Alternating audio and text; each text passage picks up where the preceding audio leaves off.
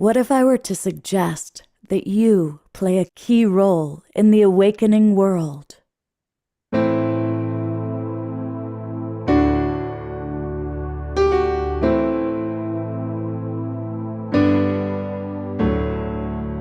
And that you are watching this because you have heard the call.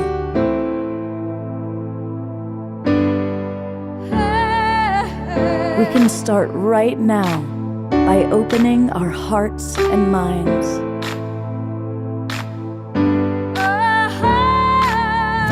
Welcome to the awakening world.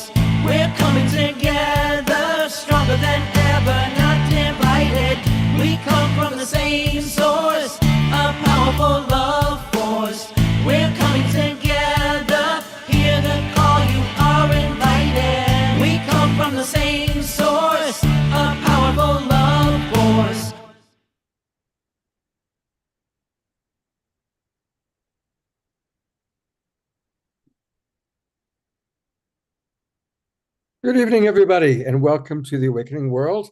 I'm your slightly fuzzy love coach, Scott Gathamas, your host for the evening. Sorry, the lighting in this hotel room is not great, but you don't really need to see me because we've got some wonderful presenters, and that's who you're going to be seeing tonight. We're going to be learning all about the farm, the intentional community in the United States that is probably the most famous of its kind. And we're going to meet some of the original founding members, as well as the people that are making it happen 40 years later. So it's going to be a really fascinating and interesting show. We're definitely going to take questions from the audience.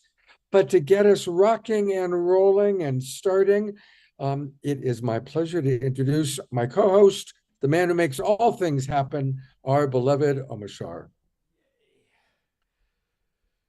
Well, namaste and welcome everybody. Welcome Facebook viewers and YouTube viewers and everybody that is going to be watching the recordings. We're going to start off with a song called, what is it called? Freedom Comes with Letting Go. And let's go. All right.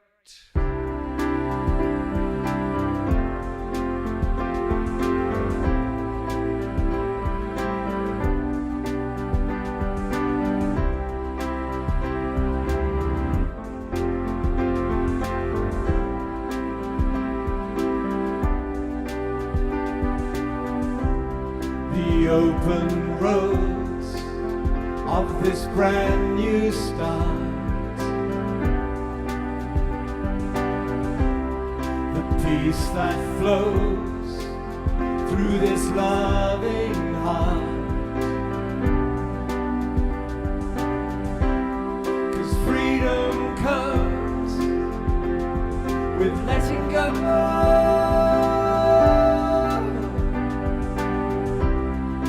Life renewed, new seeds to sow. Take my hand, I'm with you now.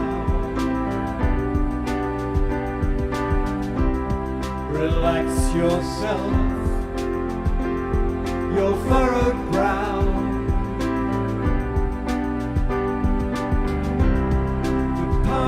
Has gone, so say hello.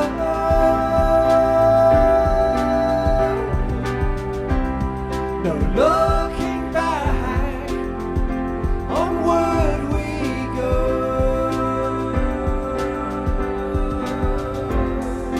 This is the life awaiting us.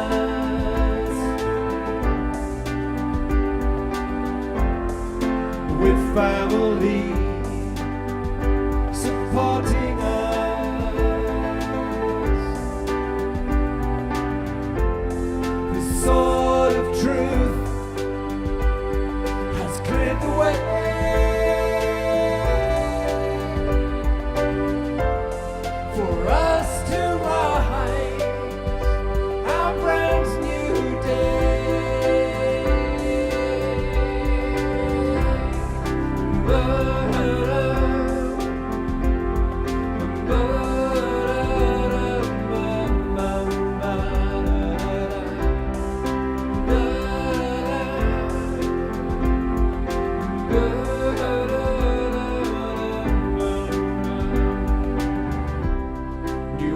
mountain peaks for us to climb.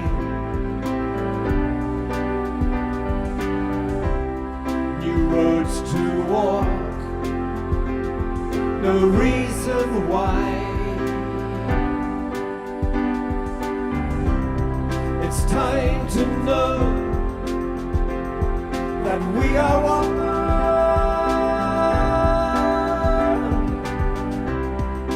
All of life, the central sun. And this is the life awaiting us, with family supporting us.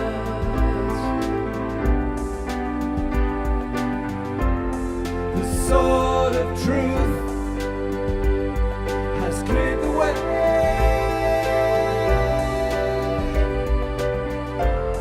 for us to rise our brand new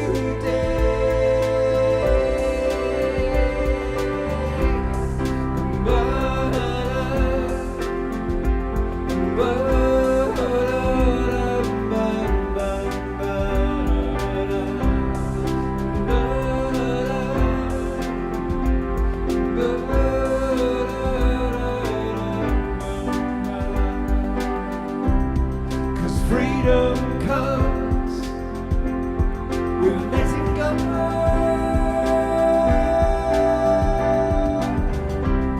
This life renewed, new seeds to sow.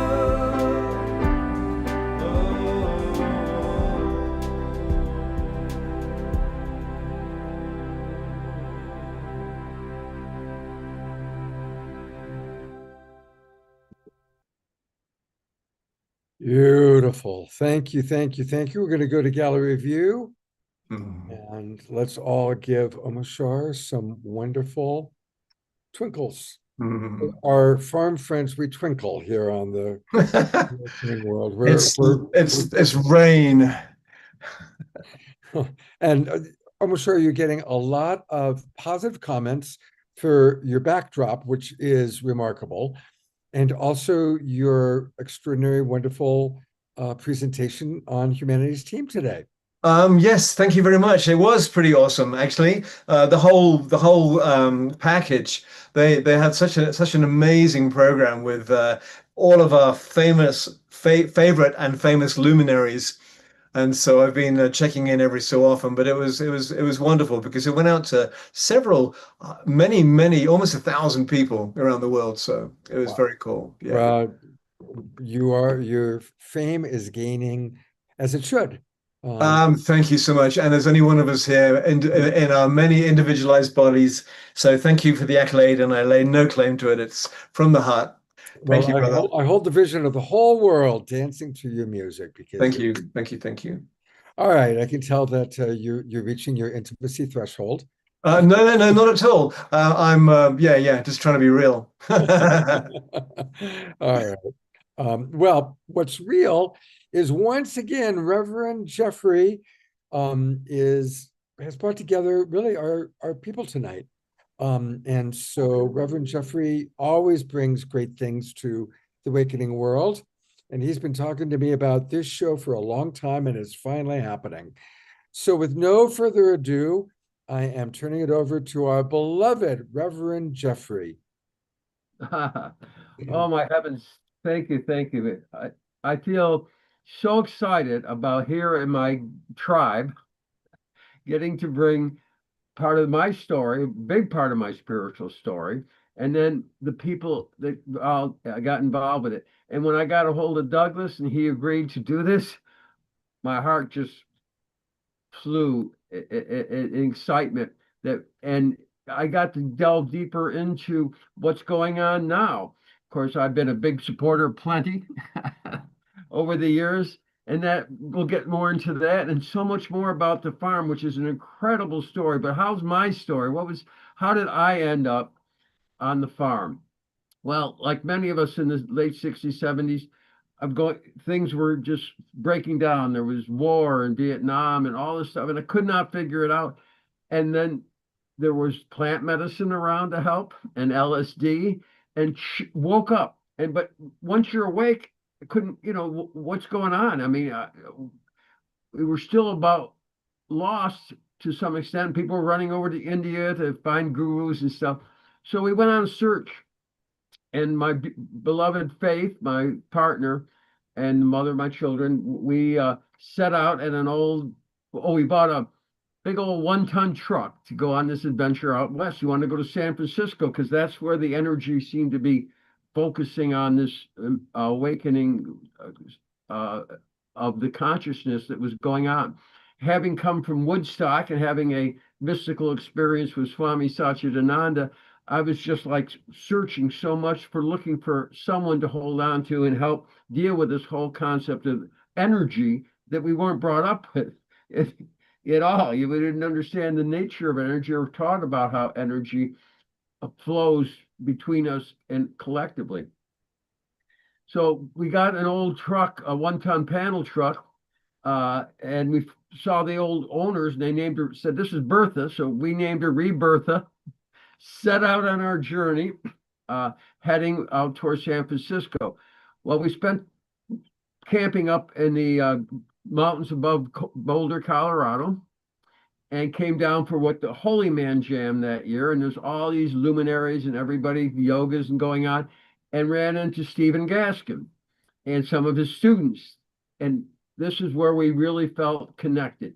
So we followed Stephen Gaskin back to San Francisco, got hooked up. We had a commune house going on, and got to go to Monday night class, which is where thousands of people were coming and getting into this beautiful group consciousness.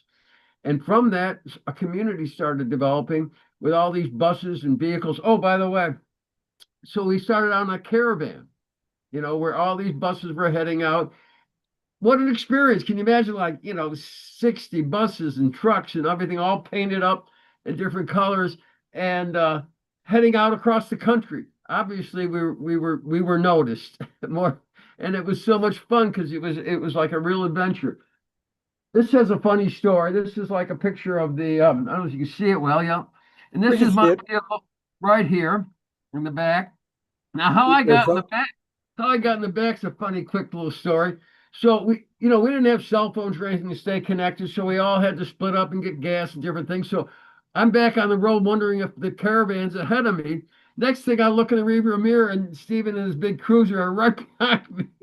So I pulled over and got in the back of the line. But that was so many of the wonderful stories that happened in there along the path. It was just what an adventure, and I was just feeling so honored and so to be part of this amazing adventure we were all on together. Well, we ended up, in Tennessee, and lots of more adventures along the way, but ended up getting some land to build a community from scratch. There's nothing there. We had to dig a hole quick just to get a latrine working. So everyone was really dedicated, and it was totally based on everyone throwing their energy and money together, and we would just do this. Well, a lot of things happened, a lot of stories, and folks here will be sharing it. But there came a time, and it was such a wonderful experience being in that vibration. But my daughter was born by the midwives, Ida May, and she was born with a birth defect, spinal bifida, which was the community tried to rally behind and support everything, but she needed a lot of medical care from Vanderbilt Hospital, a major hospital kind of care. And it was very difficult to try to just work the logistics of having a car to go up there and to the hospital, and your car would be full of people trying to get it. So it became very difficult to deal with some of the economic issues, especially with my daughter. I had another daughter, beautiful, born on the farm, Cheryl, and my son was born a midwife as well. So the midwife story changed your life because of the way the experience and the connection. And that my daughter Colleen, that was born with spinal fist, is the love of my life. She has such amazing teachings for me. Anyhow, so shortly after that, the changeover happened and a lot of people left, which you'll hear more about. It was when it changed over from a commune to more of a co-op and a community that wanted to take care of the land. My own personal story, it took me a while to get my spiritual balance again after that. I went through a lot of issues trying to reintegrate into the great, the United States of America.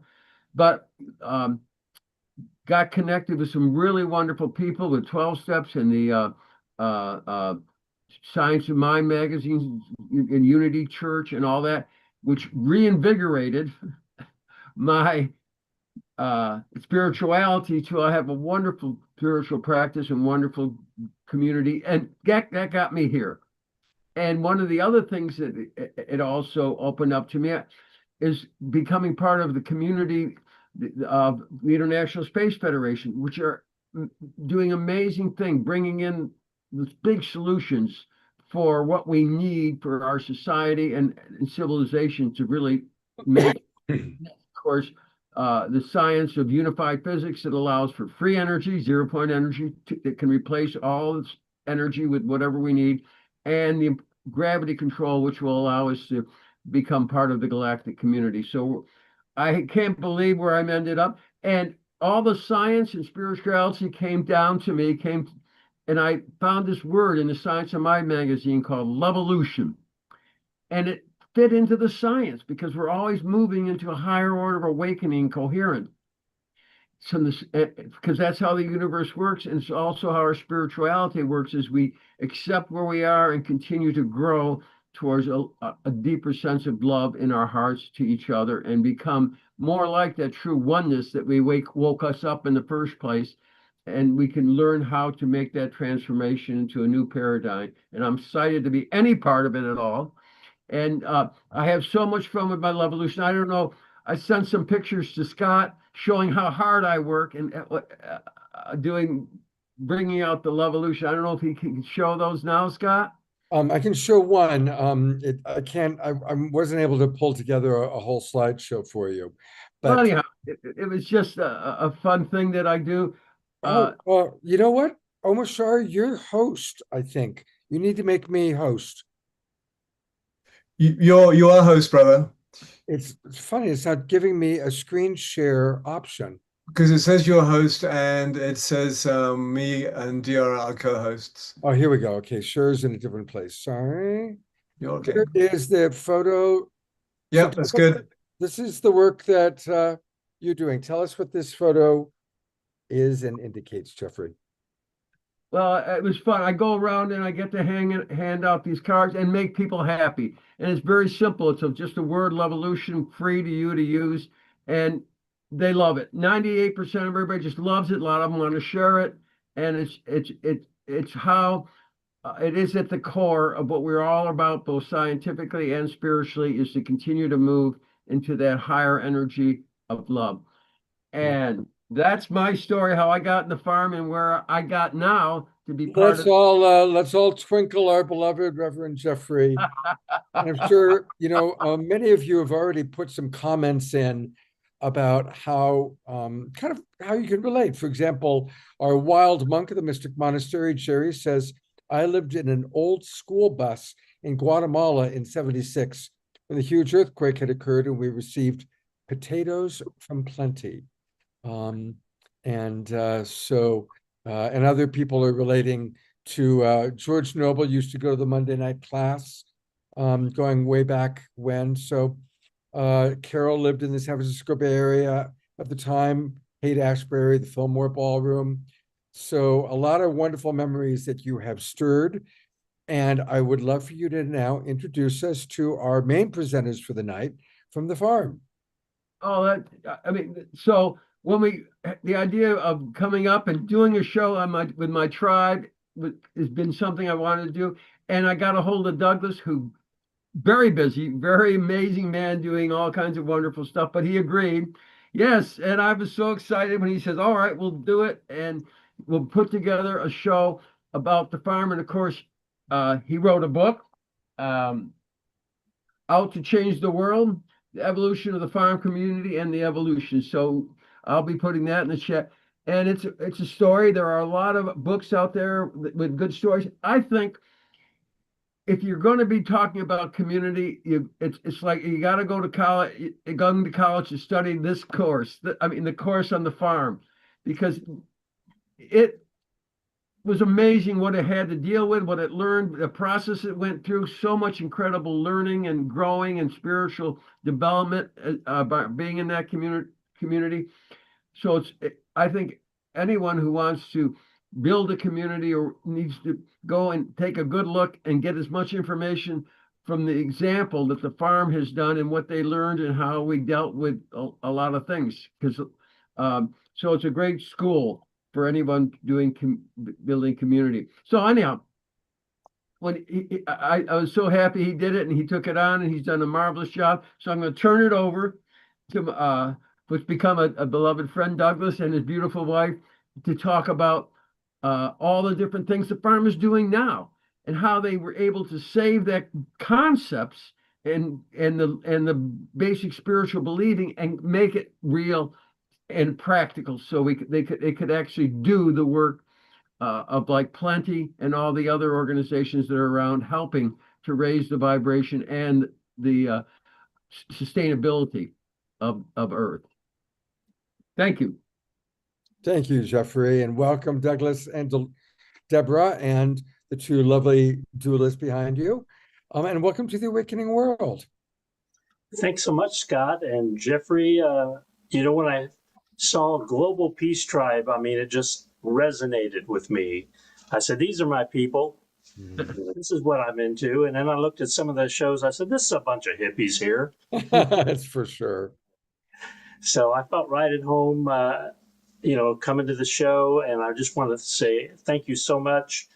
Deborah and I joined the farm when we were 19. Wow. We missed San Francisco in the caravan. We came in 73 and thought we had missed the boat, that we were coming late.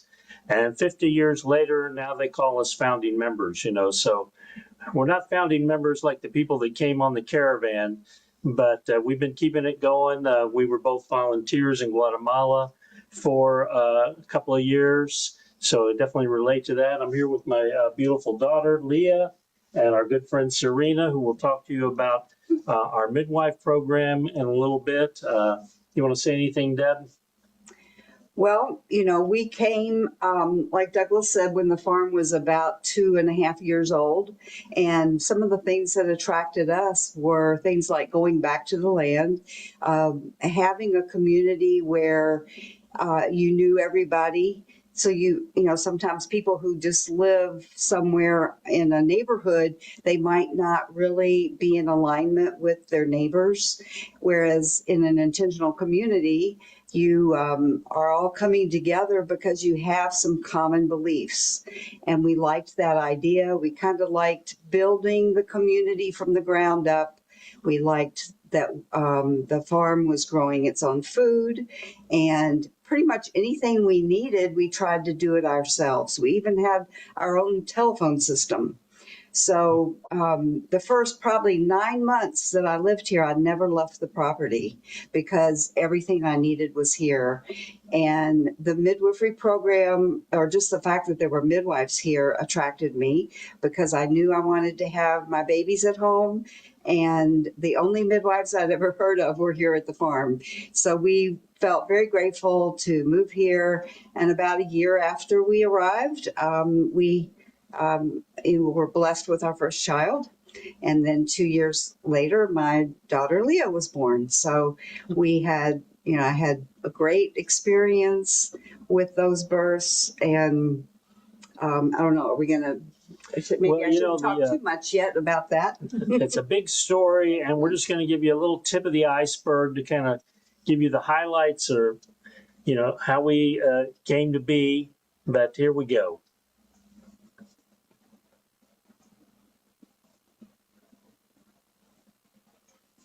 Nope, that's the wrong one.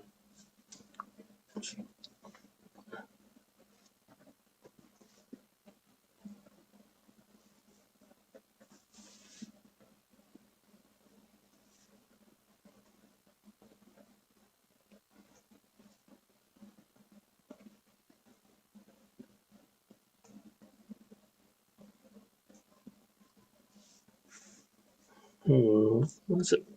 Yep, we see it. We see You it. see it? Yep, it's good. Okay, well, the story starts in San Francisco with the Summer of Love and all that was happening there. You've heard about the mention of Monday Night Class. Monday Night Class was people coming together to understand what was going on with the psychedelic experience. It was obviously something deep inside that was resonating.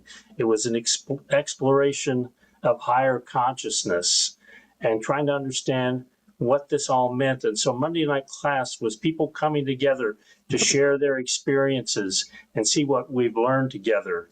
We started looking at all the different religions in the world and seeing what truths that they shared. We came to understand that there were essential truths that resonated in every culture and every religion. We combined that with our own experiences of understanding vibrations and harmonic frequencies and how everything was connected. And I think one of the things that spoke to us the most was Taoism and Buddhism, the understanding that balance was at the heart of what it was going to take to get along with each other, to make this planet work, and how we could be together as a community. The Monday Night Class decided to go on a caravan, a speaking tour around the country to see if we could spread some of that peace and love that was happening from San Francisco and cool out some of the violence that was starting to happen in the anti-war movement. And after going all the way around the country, coming back to San Francisco, it had become a community of people taking care of each other. And we said, well, we just don't want to go back to living in apartments and doing our own thing. Let's get some land. And as we looked around the country, we looked at places where people were the most friendly, and Minnesota was very nice, but it was too cold. There was no growing season. And so the next place that we looked at was Nashville, Tennessee. There was a thing about Southern hospitality. We were welcome there. And so went to Nashville, started looking for land. And that's when we learned the meaning of the Bible verse, to be harmless as doves, but be wise as serpents. Because people would try to sell us a piece of land, tell us it was 500 acres, and it was 100 acres. So we had to, keep an eye on things. But eventually we were very blessed to come across a farmer who wanted to sell us his 1,000 acres for $70 an acre. And we had just enough money to give him a down payment, and we did it as a handshake deal because the FBI had gone around to all the realty companies and said, don't sell the hippies any land and they'll just go away. Well, we did this with a handshake deal with a neighbor, and he didn't take the money and run. He moved right into town next to us and stuck around, and I think he was betting on us that we were going to be good neighbors and not burn the Summertown community where we live. A few years later, we added another 750 acres for a total of 1,750 acres. And so in this picture here, you can see it's one of our first buildings. We've got our water tower up. There's some little dots off in the distance that are our apple orchard. And so the first 10 years, it was really like living in boot camp. We found we could get Army tents for about $25 a piece. We were going into the nearby towns and tearing down old houses and buildings and bringing the wood back so that we could put floors in the bottom of the tent so we weren't on the ground. And then we would get windows out of those houses and put windows in the sides, maybe eventually get an old tin roof and turn them into little cabins. A key core principle of the community was the concept of right livelihood, a Buddhist principle that your work is seamless with your ideals. And so we started looking for things we could do that really spoke to our heart. Growing our own food seemed just a natural thing to do. And this started opening us up to what we considered the sacraments of our spiritual community. One of the first was childbirth as a sacrament. We started having our first babies while on the caravan. before we even got land. And that opened us up into our midwifery program that's still in place today. Taking care of the elderly, our parents came to live with us, and we realized that that was in the other end of childbirth, the transition to the beyond, and it became another sacrament of our community. And so we're coming into the mid-70s in the community. We're feeling pretty strong, but we realize it's not just about building the ultimate hippie commune. You know, we were the benefactors of all the colonialism that had been happening for the last couple hundred years. What could we do to give back? We felt like we were so privileged and so fortunate to have this piece of land and to be able to live together. What could we do to give back? Well, we heard about an earthquake that happened in Guatemala that killed 25,000 people overnight, hundreds of thousands homeless. And so we sent some people down to find out what we could do. And we discovered that Canada had sent a freighter of plywood and 2x4s and tin, but nobody to do any building. Well, we knew how to build. That was something that we were using to make money. So we sent down a team of carpenters, started working with the local people. From there, we started doing water projects where we were find a spring in the mountains and bring it down into the villages. One of our water projects brought water to 10,000 people. This has included the village where we lived, San Bartolo. Brought clean water into that village, and we said, what can we do to help combat the malnutrition that we were seeing? Well, the farm had been using soy products as a way to get our protein, and so we built a lecheria de soya, the soy dairy, that makes tofu, ice cream. They've expanded it. It's still going now 40 years later. And has been a cottage industry for the village. Plenty started looking for other places we could go. We had to leave Guatemala for a while. It got too dangerous down there, but our projects expanded into Belize, St. Lucia, even as far away as Lesotho in South Africa. We even had a free ambulance service in the South Bronx. So now we're coming into about 1980, and we're realizing that the farm is going into debt. We're not making as much money as we're spending. Of course, this was when the first oil crisis happened. Gasoline went from 50 cents to $1.50 a gallon in a year. This basically tanked the construction business, which we were using to support ourselves. And if we didn't change, we were going to lose the land and everything. So we started having meetings, and we realized it was about becoming financially sustainable. We had to learn how to economically survive. And the way we did that was we changed from a commune to a collective where each adult member was required to pay in to the community to help support it. We looked at everything it took to run the community, our water system, our roads, our public buildings, and figured out what all that was costing us and divided that up by all the people who lived in the community. And that became our monthly dues. This was in 1983 when we realized we were over $500,000 in debt. And in 3 years, we had that debt paid off.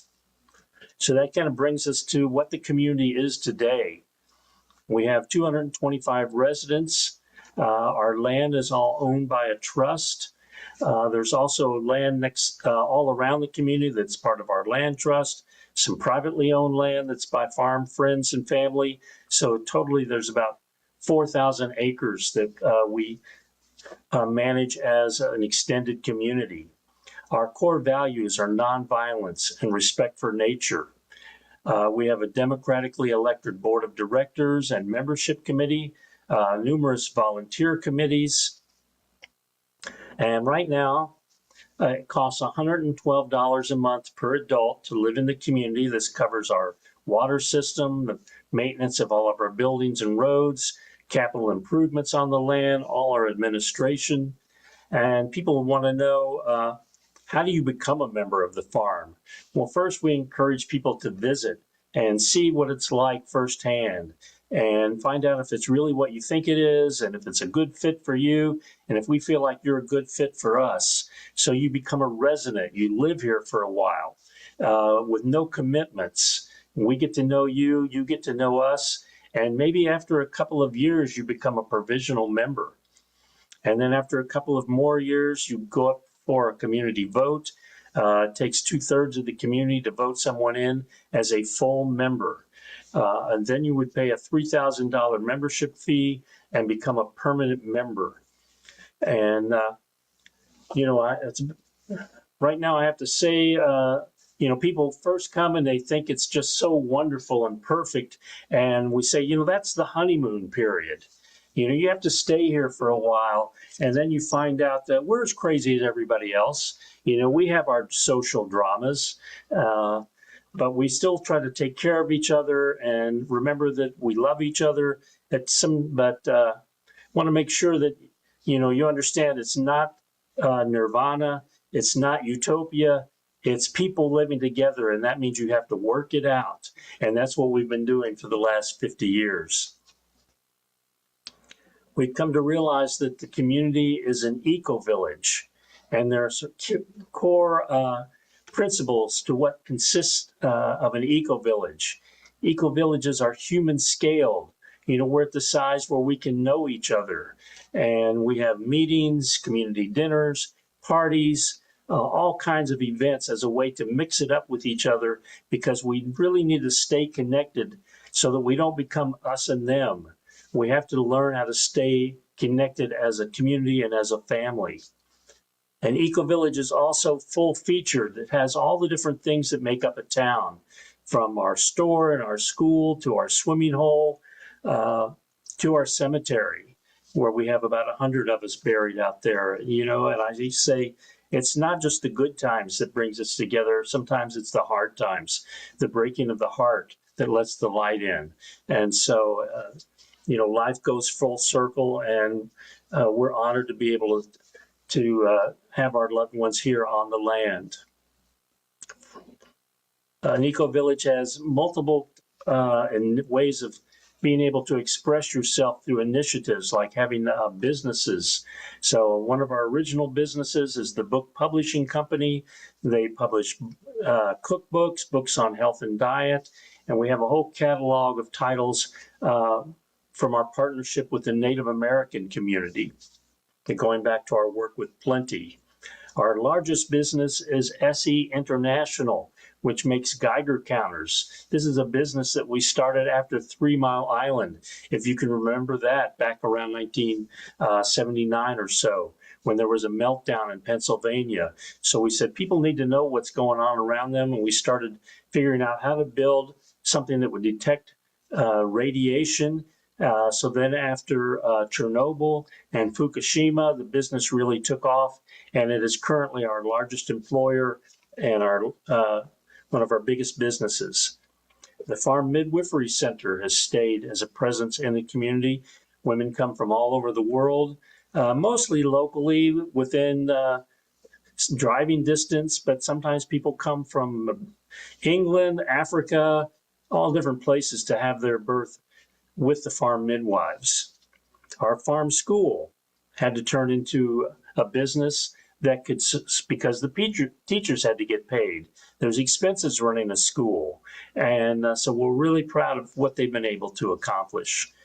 Plenty International is still active around the world. Many different types of projects, such as school gardens in Belize to help the kids have better nutrition and learn about organic gardening. We do a lot of solar projects in Belize. One of our longest running projects is home gardens at the Pine Ridge Reservation in South Dakota. And so if you think about what an eco-village is, it means that it's something that is sustainable to the next generation, for the foreseeable future. Sustainability is not just about solar power and green housing. It's about how do you pass on your values to the next generation so that they can carry it on. And so as we look at life in community, it's not for everybody. It's a very intense experience, but it has been so enriching to our lives. We have a phrase we call this season's people. So the people that were here a decade ago are not the people who are here today. The generations pass. As I look at this picture, I see 7 people who are no longer with us, but there's a rich, active community happening, and I hope you'll come and see us. If you go to the farm community in Tennessee on Facebook, that's a good way to connect with us. I'm always posting things there about things that are happening here. If you go to our website, thefarmcommunity.com, you can sign up for my newsletter, Farm Fresh. I put that out once a month, talking about happenings, different things that are going on in the community. And I just want to thank Jeffrey and Scott for inviting us here today. And we're going to have a little more from our work with the land, our work with the midwives, and thank you.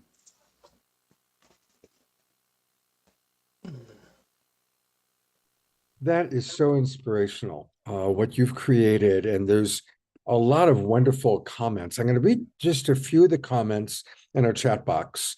And then there's some questions. So I'm going to read the comments.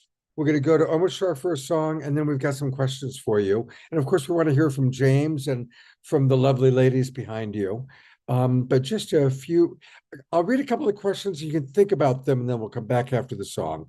Dr. Laura wants to know, are you getting a huge wave of interest in coming to live on the farm, given what's going on in the world right now? And thank you, Reverend Jeffrey, for all the links that you put in. Dia writes, Douglas, you are so beautifully grounded as a self-professed hippie. I'm knowing that the farm exists so successfully. Thank you, bravo, namaste. Susan Woolridge writes, so wonderful. Our village is on a smaller scale and in town, and also created by consensus. Trisha is wondering if there is a monthly rent in an apartment type setup, if that's available. And yes, you're in Tennessee now, correct? That's correct. George talking about the clown school at the hog farm. I worked a lot with Wavy Gravy. That's a friend of ours, I'm sure, very similar common family. People are wanting to know about decision-making, consensus, majority. Carol Craig writes, I am so happy to hear this presentation. I really needed to hear some inspiration today. Maximum grace to all of the work you've done to make this world a better place. Eleanor Joy writes, this is so inspiring and uplifting. And more compliments and appreciations coming in. So we'll come back to you to hear from the other voices and get some Q&A, but it's time for a music break, which means it's time for Omashar. That would be me and Douglas and company. I am so inspired with what you shared. It's almost, I wouldn't, my mind says unbelievable, but it's totally believable how a group of people can come together and serve so strongly worldwide. It's amazing. There's no words for it. I'm just, my cells are tingling in my body. Thank you. And the song I've chosen now, we've sung it before, and the chorus of it, you might know, you might have even sung on your land, and it's called Earth My Body, water my blood, air my breath, and fire my spirit. And so I wrote a song using that as the chorus, and it popped into my psyche to sing tonight. And I'm just going to put it in the chat box for folks to sing along whilst remaining muted. Anyway, there we go. Sure. All right. I think we're good.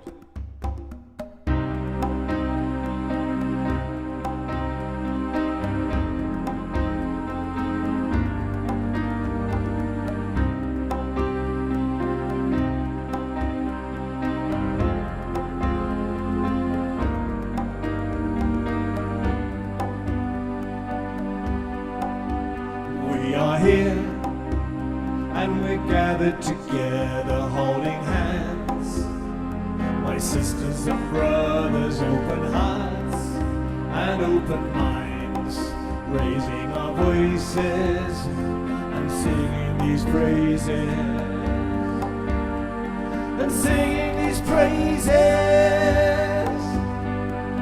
Earth my body, water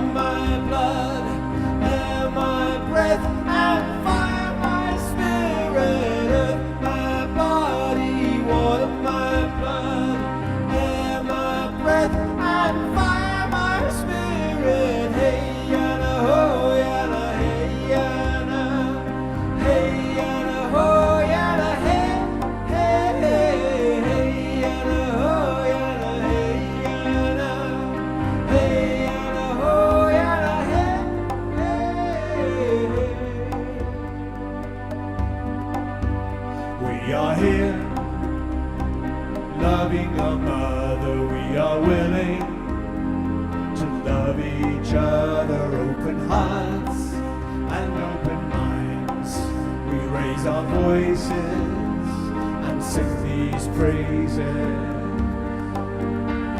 and sing these praises. Earth, my body, water, my blood, air, my breath, and fire, my spirit. Earth, my body, water, my blood, air, my breath, and fire, my spirit. Hey, yana, ho, yana, hey, yana, hey, yana, ho, yana, hey, hey, hey, hey, yana, ho, yana, hey, yana, hey, yana, ho, yana, hey, hey.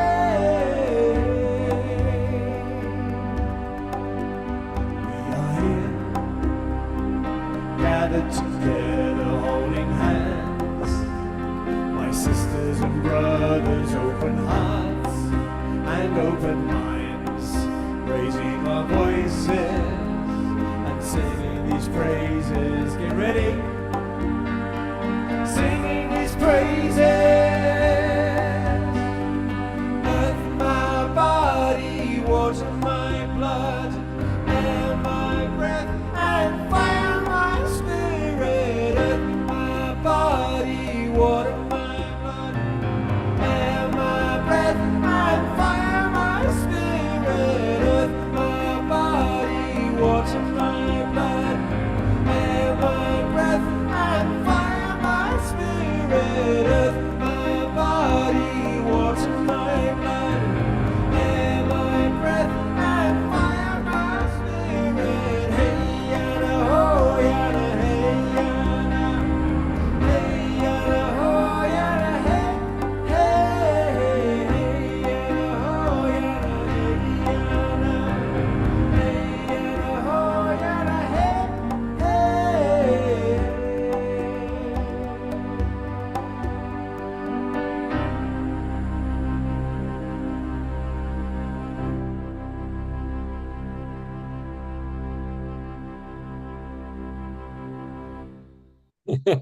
Fantastic.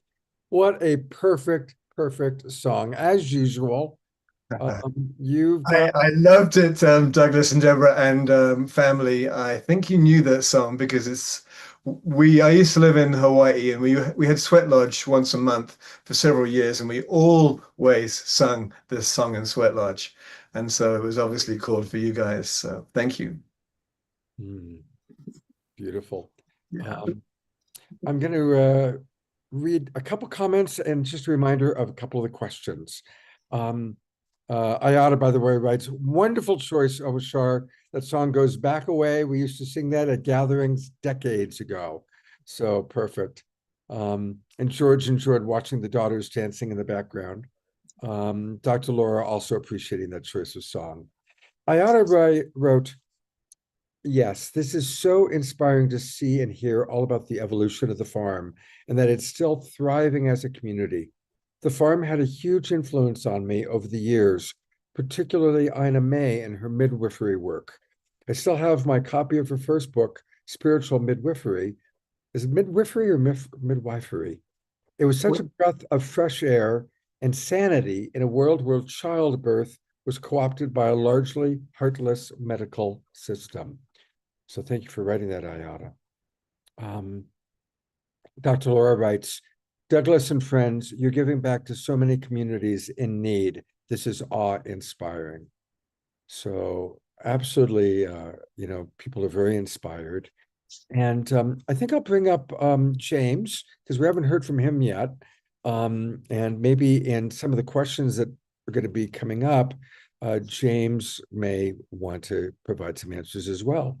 And James you are the president now. You're the guy making it happen. Yes, that is correct. Doug Stevenson actually handed it over to me. We had quite the ceremony. He was one of the great influencers, you could say, in the Swan Conservation Trust, which is another one of the organizations that was birthed out of the farm. right? In the 1990s, the clear cutters came through, right? We saw thousands upon thousands of acres cut. And I was in my teenage years, actually. And it really impacted me heavily because I grew up, I was connected with the land. I had a very spiritual connection with it. You know, I watched those streams as a child. You know, I watched the animals run along and through there, and it taught me, connected me with the land, being there and living on that land. And yeah, so when that happened, a group of you could say the first generation, like Doug's era, you know, spearheaded it. They said, you know, we gotta take care of this too. We gotta, you know, save our backyard. Really, we gotta save these streams that we grew up with, that we know so well, and we need to do it for our children as well as ourselves, as well as humanity. And you know, so there was a strong, energetic, and it took many conversations actually to make that first purchase. And I think Doug can tell it better than many. And you know, I know it myself, and have now come to work and network with a lot of these organizations that are saving land. And you know, a lot of it's really just a miracle, right?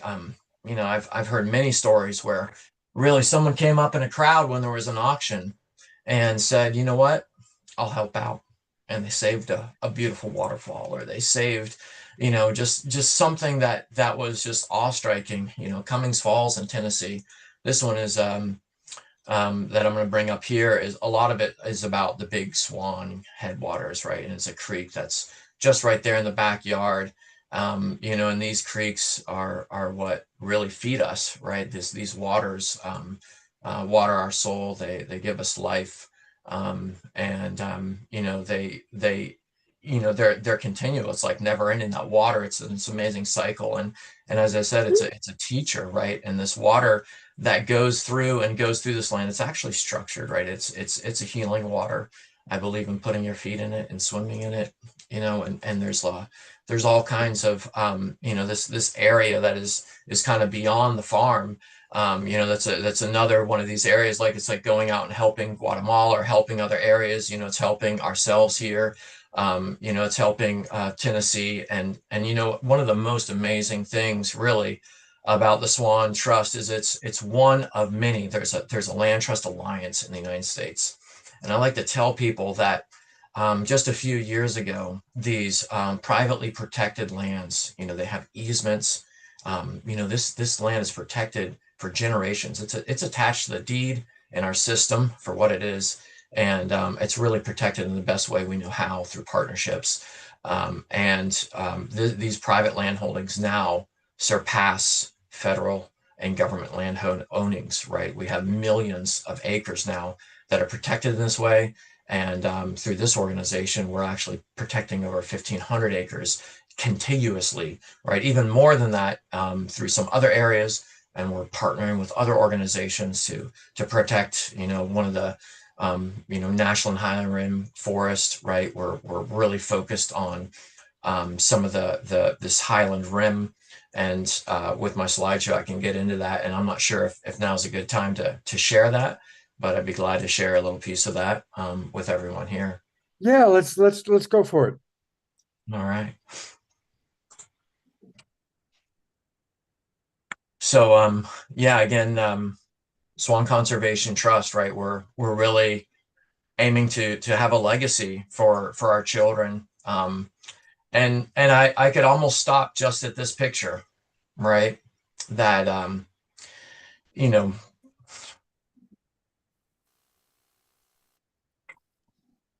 the land is our teacher. I'm so loving your tears. And I want to just take a breath. And for all of us to, if you go back to that picture, this is all drop into the beauty of James's heart right in this moment, sharing with us his love of this land. Thank you, James. It's really powerful to feel you.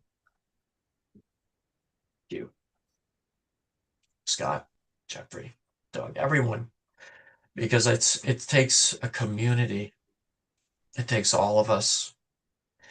You know, and you know, if you haven't done it lately, I suggest a forest bathing, that you go out and you take it in, because it will give a gift to you just by looking at it. It will de-stress you. It'll lower your cortisol. It's proven. And I'll tell you what, you go out and you will have a better day. This particular picture is really of our backyard. You know, I used to hike out to this land, and I didn't even know that it wasn't part of the farm that Doug just spoke about. You know, we went out and we played in this land. We played in these waters. You know, one time I rode a bike down there and I had to take it back out because I got a flat.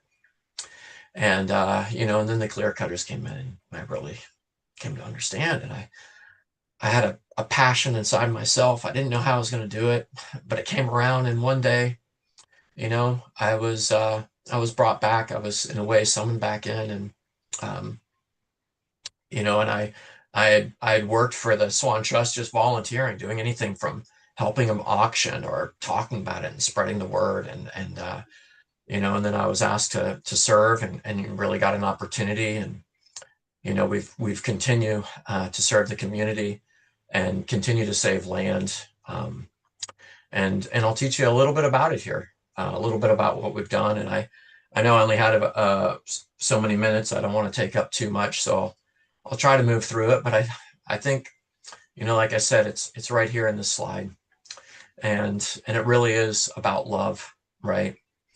And I hope that our spirits can drive us together for environmental action, that you feel that connection, that land is a source of sustenance and healing and spiritual renewal, right?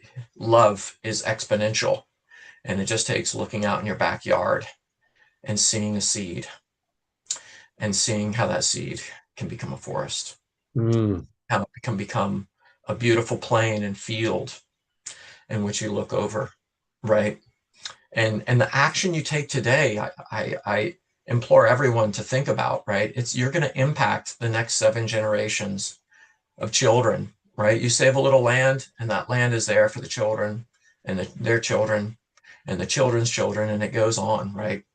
And the more that we bring our children in and look at nature as our teacher, that the higher level, as Doug was talking about, is going to be achieved, right? That our children being connected with nature, being connected with those streams, being connected with our water sources, seeing it, being educated by it, you know, feeling it, knowing it, having it embedded in their spirit, they're going to lead us forward in a better way than we know how ourselves.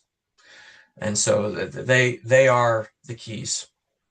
And I'll get into just a hair here of like what we're actually protecting that I mentioned, right? So here's a little bit of graphics here, and, you know, Western Highland Rim is kind of this left-hand side of this purple right-hand map. And that's the area. And I know there was a lot of questions about, hey, where is the farm? Well, it's in the Western Highland Rim, right up there. You know, it's kind of in a piece of a few counties, and it's right next to, if you ever want to look it up, a place called Summertown, and you can make a visit. And if you want to visit the trust itself, you can see over here on the left is that 1,500 plus of contiguous protected areas that actually boundaries. It's a boundary for the farm, right? So the farm has a number of headwaters, Cox, Cowpen. They lead in and become a good piece of the Big Swan Creek headwaters. You know, there's a number of easements, which I'll talk about shortly here as well. But there's, you know, this is what's going on in that picture I had up earlier. This is the area, you know, and here's a few of, you could say, the stats on what we're doing.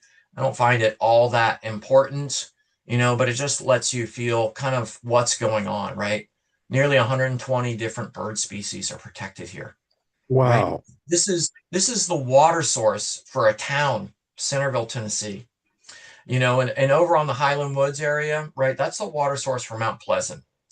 And you may not know it in your area, but Mount Pleasant, unfortunately, decided to do a plastic factory or some other source of kind of very difficult manufacturing. And they unfortunately did a deep well injection and tainted their water source. And so that water, those spring waters that we protect, feed that town, you know, and not only those towns, but other towns around us too.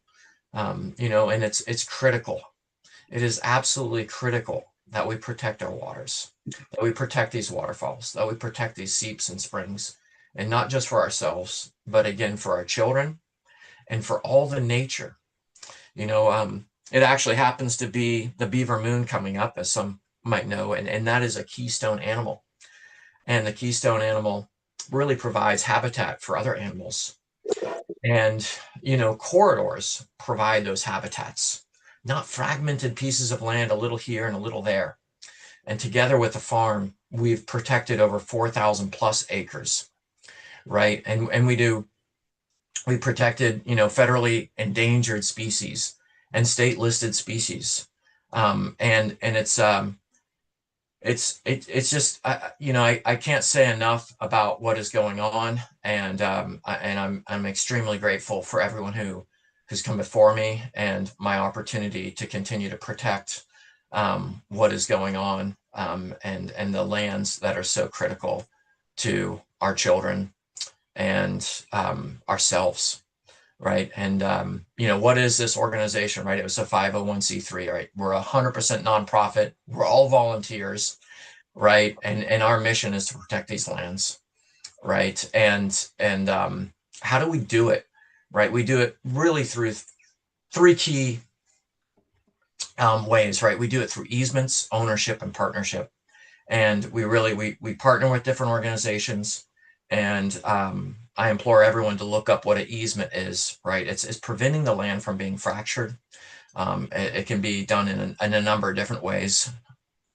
And we're action, right? We network, we partner, we hike, we have events, right? So come out and visit. And just like you know, Doug was talking about, right? We have monthly hikes, we have events going on, we have educations, we have stream restoration and cleanup.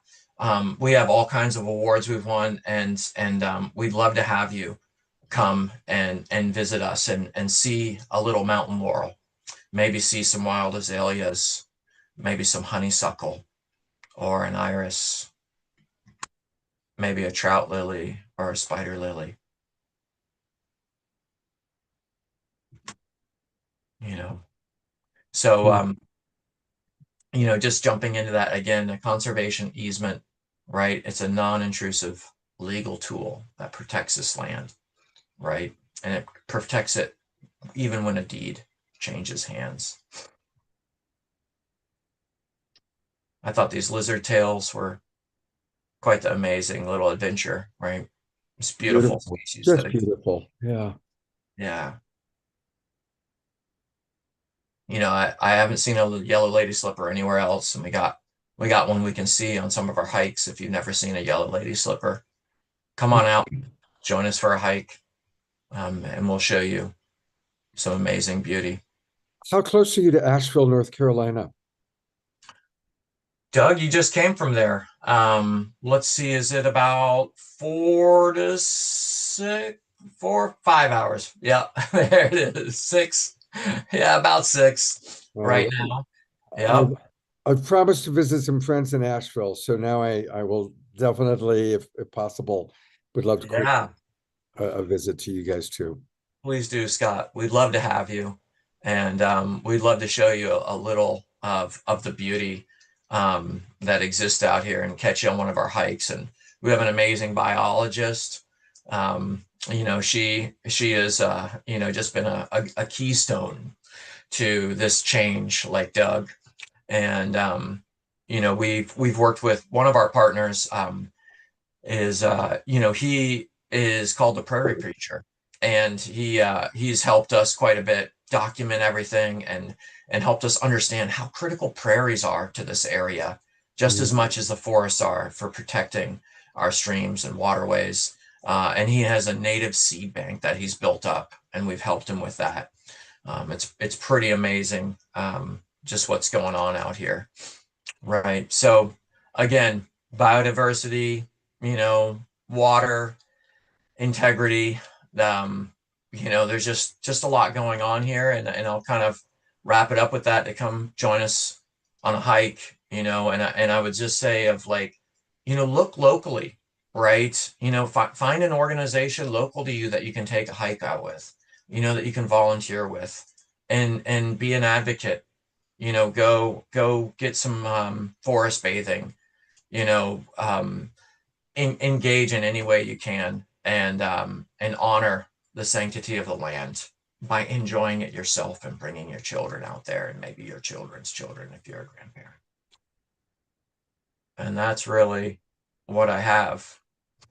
And I'm quite passionate and sometimes a bit emotional about it, and I'm just I'm in love with the land. So thank you for hearing a little bit about the Swan Trust. It shows, and it's inspiring. It's beautiful. It's absolutely beautiful. I mean, look, Douglas called us out. We're a bunch of old hippies on this show. And so it's beautiful to see the next generation that you represent carrying on with so much passion and so much love. I'm going to read just a couple comments, and then I do have some questions. Which are, writes James, such a profound share. Thank you so much. Truly inspiring. Pam writes, we are in love with your passion, James. Trisha writes, well, I'll say that's a question. Dr. Laura, Carol Craig writes, I love an emotional expression when talking about our natural world. Dr. Laura writes, I've done several years work helping to save parts of the Shawnee Forest in Southern Illinois. It's such a blessing to fall in love with land.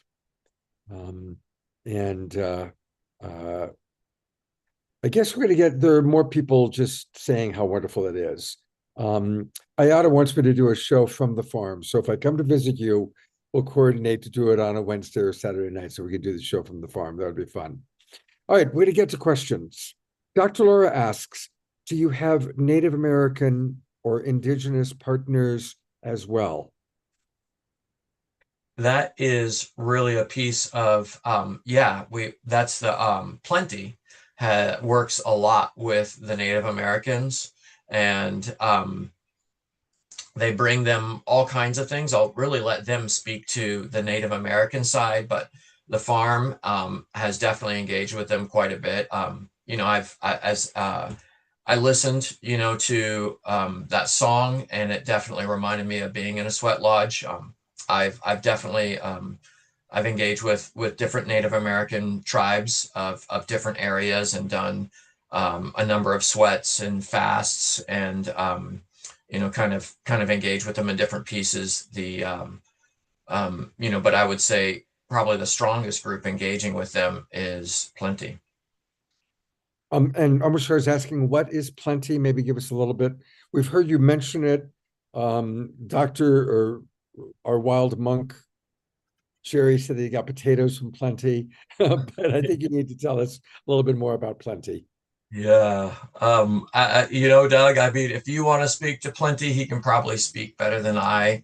But it is another one of these organizations that has been kind of birthed out of the farm of really giving back to people. So, Doug, do you want to talk about Plenty? That would be a handover. So if there's any more questions, I can definitely go and try to answer them. Or maybe this is a good kind of transition point as well. Well, stay with us. Let's hear about Plenty. And I do have other questions, and maybe you'll answer them, maybe Doug, maybe the ladies. Okay. So I'm going to keep you on camera. We're not letting you go that easily. Doug, do you want to answer the Plenty question? I'm going to hand it over to my beloved. Well, I thought people might be curious about the name and how we got the name for this organization. Was the idea that if people share, then there's plenty to go around.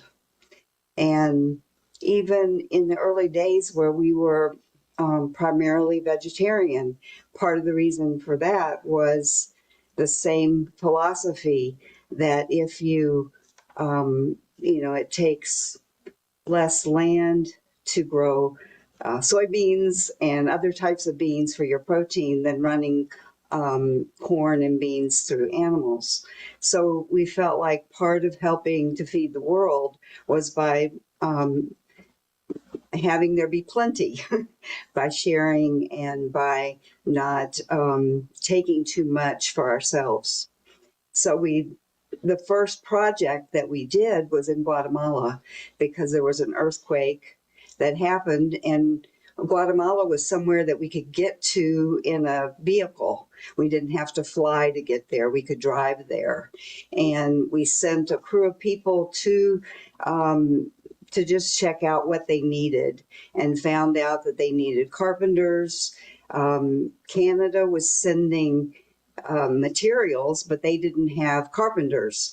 We had carpenters, but we didn't have materials. So we teamed up with Canada and did a lot of rebuilding in Guatemala right after the earthquake.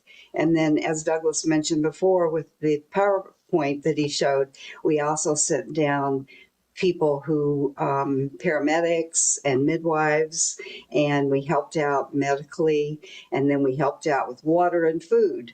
So it kind of grew as we saw what was needed. So that was some of the beginning of Plenty. And then there's been other projects in Africa, in the Bronx, and in Belize. And in the year 2000, I went to Belize and did a Plenty project where I taught 14 Mayan women midwifery. So that's how you pronounce it. It's midwifery. Oh, thank you. Yeah. So you had it right. We continue to have other projects too. What are So disaster relief, like the Guatemala thing, is one way we found we can help out. So after Katrina, New Orleans, we were some of the first people in the city down there helping folks out. So then we ended up staying with volunteers in New Orleans for about 10 years. And then after Helene hit Asheville, North Carolina, we had volunteers there helping to provide people with clean drinking water and other uses for water in their homes. And so it's basically a relief and development nonprofit that is deeply involved with Native peoples, trying to support Native people. We had a program called Kids to the Country that went on for about 30 years, where we brought children from homeless shelters and refugee centers to the farm. And so it's always looking for different ways. Usually the projects are driven by somebody with a passion, like James. So there might be someone who says, I see something that needs to be done and I can help out. And then Plenty gets behind them and it grows from there. We'll pass it back to you there, Scott. Wow. Anything else you want to mention about Plenty and your work with Indigenous? The website is plenty.org. Very easy website to find. And we also trained a midwife who was a Native American woman, and have had some involvement that way with some of the Native Americans. And then we've been supporting a Sundance in South Dakota for many, many years, providing financial assistance, logistical assistance. And I was just talking with Dan. Dan wasn't able to be with us today, but he's the new next generation director of Plenty. And one of his key focuses is how we can expand our work with the Native people at Pine Ridge, South Dakota. Oh, wow. Beautiful. He's doing a coat drive right now to bring winter coats up there. Okay. There was an earlier question about how, I'll bring James back up for this.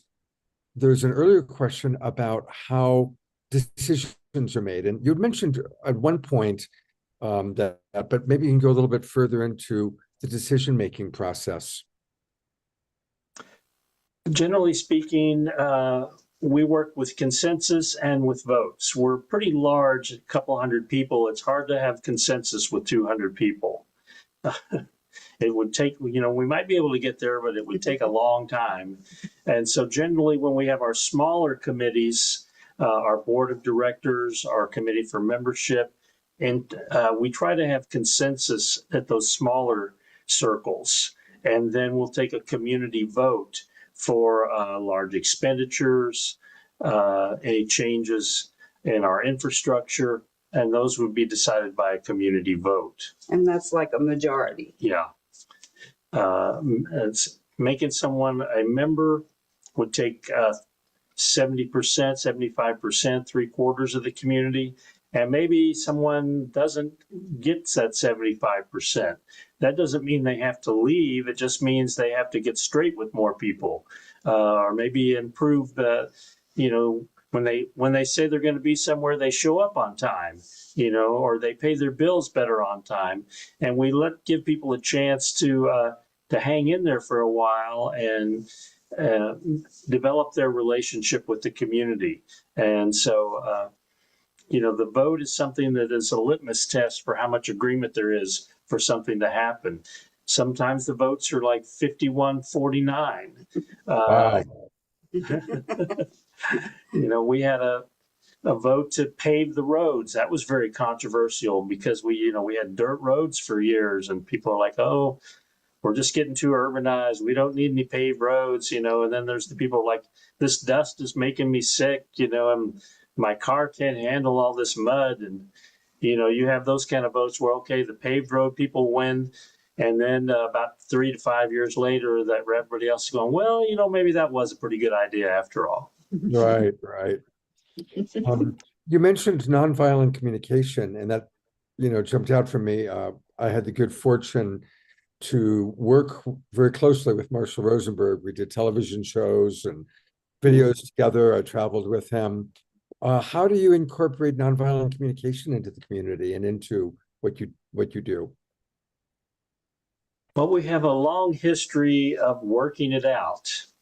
Speaking the truth, we did this before we knew about him. And so in our earliest days, if somebody offended you or hurt your feelings, or you didn't think they were being completely honest, you felt obligated to talk to them about it. And usually you could see someone's faults better than they could see it themselves. And then it turns out that was because you had the same issues in yourself. And so it was a learning curve, the thing that went back and forth both ways. And so we kind of have a long history of trying to be honest with each other. And then we learned about nonviolent communication. And it's the kind of thing we have to remind ourselves over and over, that we have to relearn that and remember that and practice it in order for it to. And if you start out small, the way it works is you have a conflict usually with one person. And if you don't go talk to them, it builds up in your head and builds up in your head. If we encourage each other to talk one-on-one, and a lot of times if you'll just do that, and if you'll listen to the other person, they just want to feel heard. And that resolves probably 80 to 90% of the conflicts. Sometimes it takes a little more, and then you want to each bring someone that is a fair witness. So maybe that person is there to tell you, slow down, take a breath, listen. Don't just jump on, get all defensive. If that still isn't enough, we have trained mediators in the community that can be that neutral person that can help people figure things out. We have people who are trained not just as mediators, but as psychologists, and can deal with people that have deeper issues. So it kind of works like that. Beautiful. I would love to hear from our midwives in the back. Maybe share a little bit about the midwifery program. Come on up. Come on down. For those of you who might remember Monty Hall and Let's Make a Deal, come on down. Hi there. Hi. Thanks for having us. Oh my gosh, this is a beautiful show. All of our shows are beautiful, to be honest, but this is an especially beautiful one. So tell us more about the midwifery program. Well, it's still happening. there's a school here on the farm, and so they're actively training more midwives to go other places, and we're still attending births here on the farm. Mostly it's local families that we're supporting, but people are coming from California, New York, some Turkey. Wow. So yeah, so it's still happening. It's really important how the torch gets passed on here, just because of how the impact that the farm midwives have had over the last several decades. And part of what happened in midwifery was just that when they took out the granny midwives, there was this break in the tradition of how birth knowledge was passed on between the generations. And so we're doing our best to try to mirror a passing of the torch moving forward. Beautiful. Yeah. We have a PowerPoint here that we could try to pull up for you guys. Oh, wonderful. Let's see if we can make it work.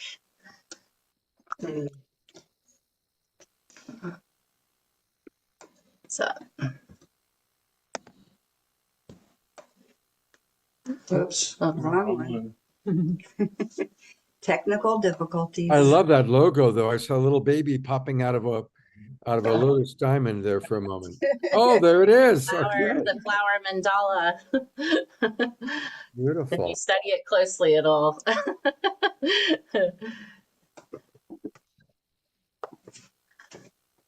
All right. There we go. There it is. All right.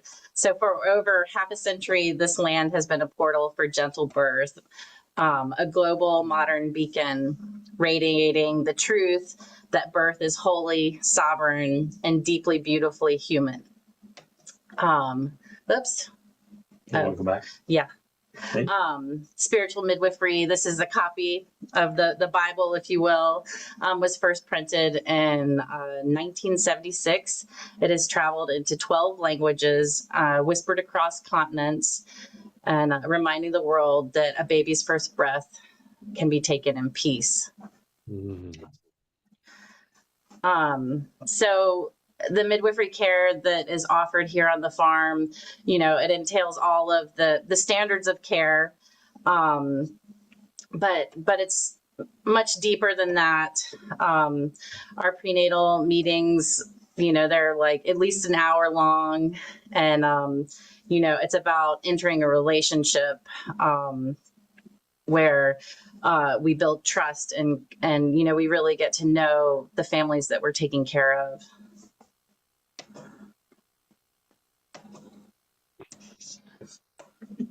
If you can do it. There.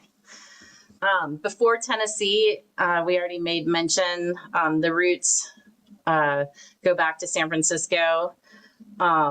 So before the midwives ever touched Tennessee soil, the call began there, where the young women realized that there was another path to giving birth. I guess they had witnessed twilight birth and had seen that birth was stripped of dignity, and they chose to reclaim it. They used instinct over machinery, and the caravan was a pathway toward that freedom.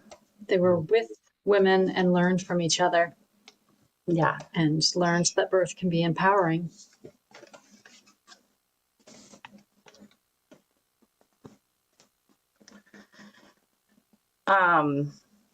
It's incredible. I married into the farm, and I learned really quickly what it's like to live in a community that's filled with midwives, because the midwives function as community leaders, marriage counselors, healthcare, they're healthcare providers beyond childbirth, nutritionalists, and advocates for mother and child. Let's see.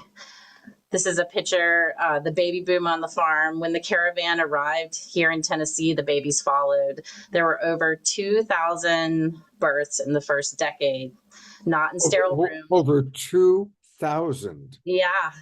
Wow. Yeah. And not in sterile hospital rooms. It was in buses, cabins, tents. And it happened. And it worked. Birth works.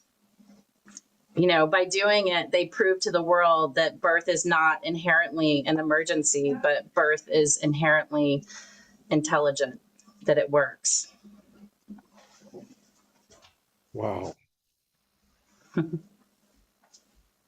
Since you've been around for so long and so many of these babies are now adults, was there any way to track the difference long-term of those born, in a healthy, natural way versus those born, in the traditional medical system?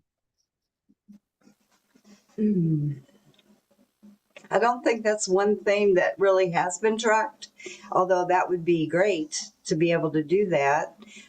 We did have the Center for Disease Control come to the farm and take blood samples of all ages of people, and then come back a few years later and follow the growth of the children, because we were at that time the biggest vegetarian group of people having babies. And before that, people didn't really know if you could be healthy on a vegetarian diet. So they studied us.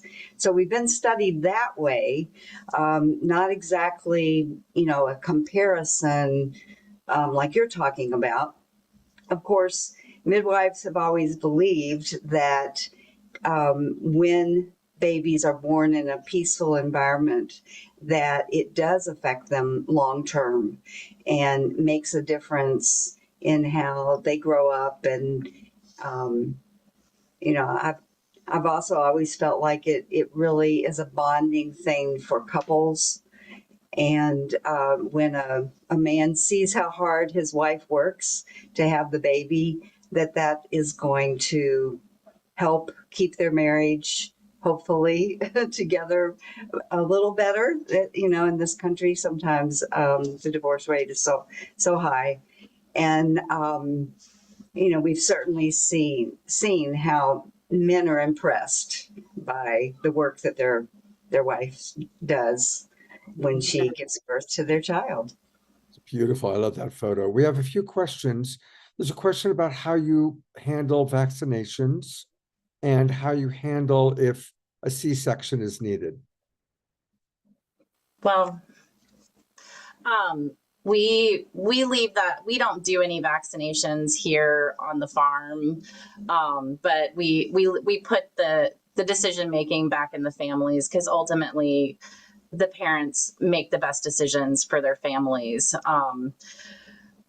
So we don't do it. What was the other question? What happens if a C-section is needed? Is there a hospital close by that you have a relationship to? Yeah, so we're so blessed, because the first generation midwives have really paved the road for an integrated medical system, such that if a family needs to go in and first of all, if we go in, it's not a promised C-section. The local hospitals have really been trained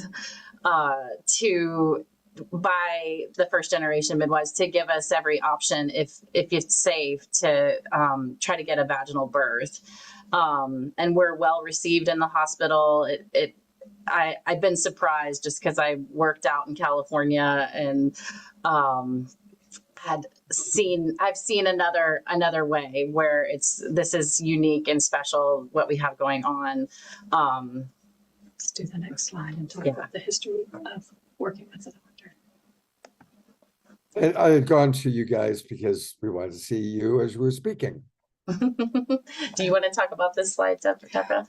Go back to showing it. Well, the gentleman in this picture, the doctor, his name is Dr. Williams, and we were very fortunate that he was the local doctor when we arrived, because he was open to the idea of home birth.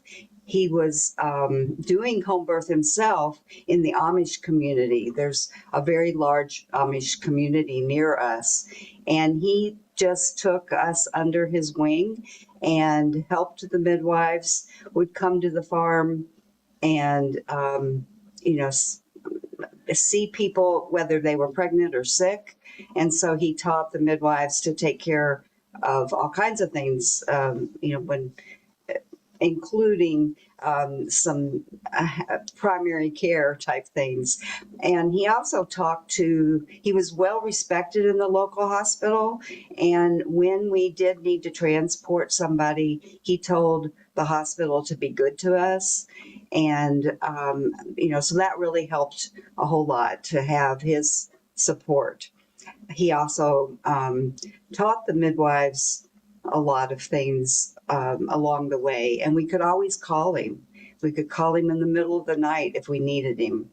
So he was a great a saint. He looks like a kindly doctor out of a movie. Yes, he was definitely that old-fashioned doctor. Yeah, I mean, he's got that vibe. He had a great bedside manner. That's a great photo. Thank you. This is a picture of Carol Nelson, who has been practicing, I think, for 50 years. She's actually holding my baby there that she's giving a kiss to, and she's caught baby. She caught my sister-in-law, and then she caught 2 of my babies. So, powerful, just that connection and the lineage to have that kind of, care around. Carol was a founder of NARM, which is the North American Registry of Midwives. And same with the College of Traditional Midwifery that is here on the farm. And she's still a practicing midwife. I mean, she really kind of she does so much. Carol was at my son's birth, and he's 51. Yeah, that's amazing. A lot of knowledge there. Beautiful. And this is a picture of Deborah. She is teaching midwives in Belize. It's a training program that she made mention of earlier. And Deborah's certainly, she teaches at the College of Traditional Midwifery, and then she runs drills with the younger part of the team just because we practice like neonatal resuscitation throughout the year to make sure that we are, that our skills are polished in case we should ever have to use them.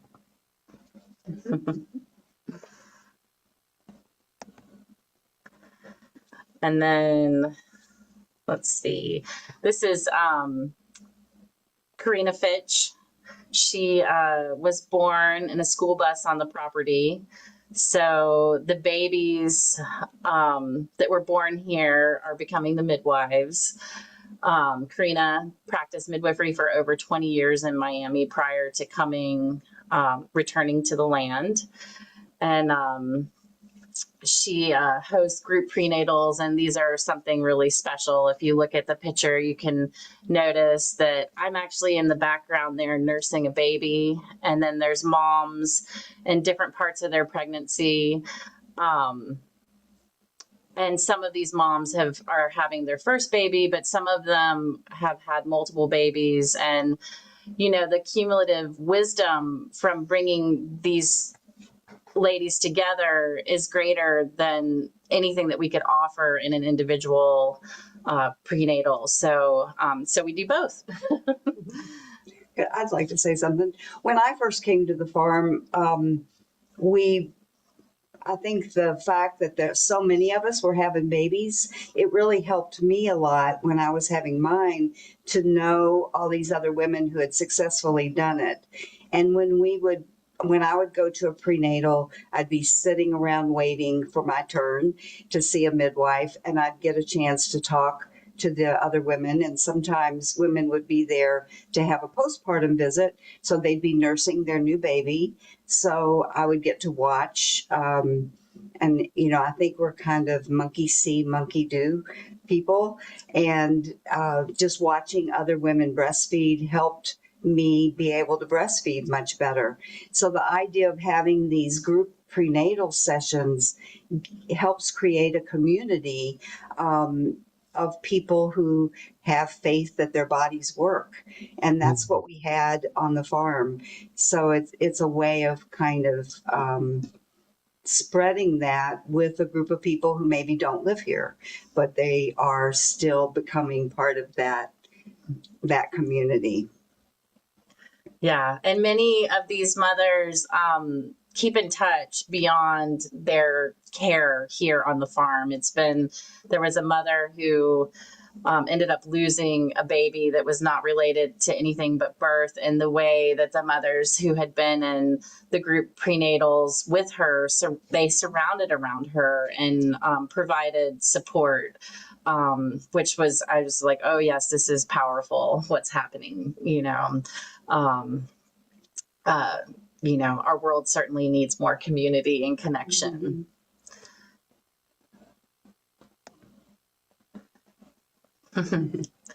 This is a picture of Pamela Hunt, who is one of the founding midwives. She was in San Francisco and on the caravan, and Had a baby on the caravan. Had a baby in a bus on the caravan. And helped other women who were having their babies on the caravan. That's how she became a midwife, because of that. Yeah, she continues to teach, and just such a wise woman who has shed light everywhere she goes. And then Leah and I are there with a second generation part of the birth team, Laura Hosapple, and we're actually doing pottery there, hanging out, not doing anything birth related. The day off, yeah.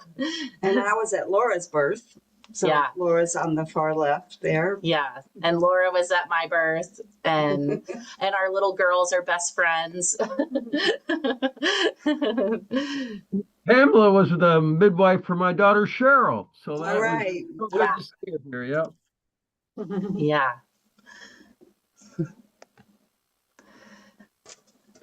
This is just a picture of the kind of care that happens at the birth. You can't see me, but that's my baby, River Orion. He's getting his newborn exam right there beside me. And I think, we're just ever conscious of the fact that, like, even being right on the bed beside me where I could reach out and touch him, that's as far as he's ever been away from me in that moment. I mean, he's maybe like an hour old, and we just try to keep mom and baby together as much as possible, because no other mammal gives birth and then puts their baby like out of sight or across the room.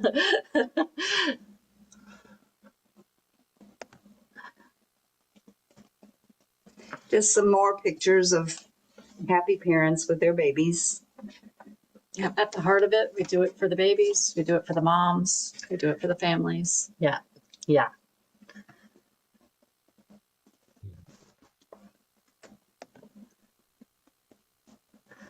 We try to make it as like a home birth, even if you have traveled.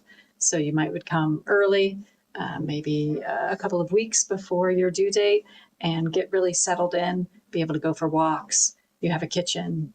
Make your own food, you can prep, you can make your postpartum food. We also have doulas in the community that make food. And this is a picture of one of the birthing cabins that families stay at when they come. Wow. And the birthing rooms are like bedrooms, just like you would have at home. We encourage people to bring their own bedding, their own pillows, their own favorite blankets, their bathrobes, everything that makes it home. It's really kind of it's special because you know, your phone is not going to work super great on the farm.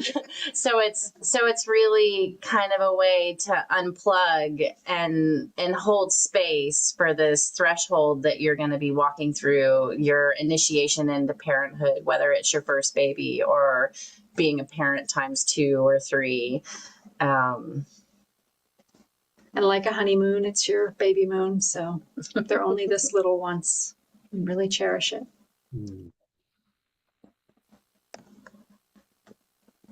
Oh, what a lovely photo. Wow. So now how many people choose water birth? Most, it depends, you know, there's variation in the way that the midwives practice, but this is a picture of Karina just having given birth to her second daughter. And, you know, if Karina's your midwife, mostly, you know, most of her clients choose to do water birth. So a fair amount. Yeah, it's really up to the mother what she wants. Yeah. Sometimes they find relief in the shower and get in and out, you know, it depends. Yeah, we follow their lead mostly. There's another water birth with this woman's family surrounding her son holding her hand. Children are welcome.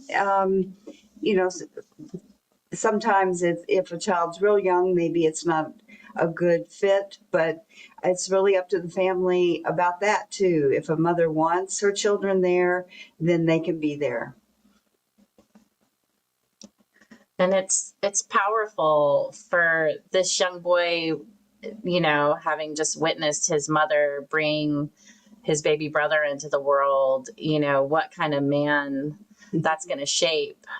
You know, I think having our children can handle it, and it helps them understand. And, you know, my daughter attended both the births of her brothers, and, you know, it's like this, there's a responsibility that comes with being woman and being able to bring life forth, and just a respect that, you know, children get out of making that observation.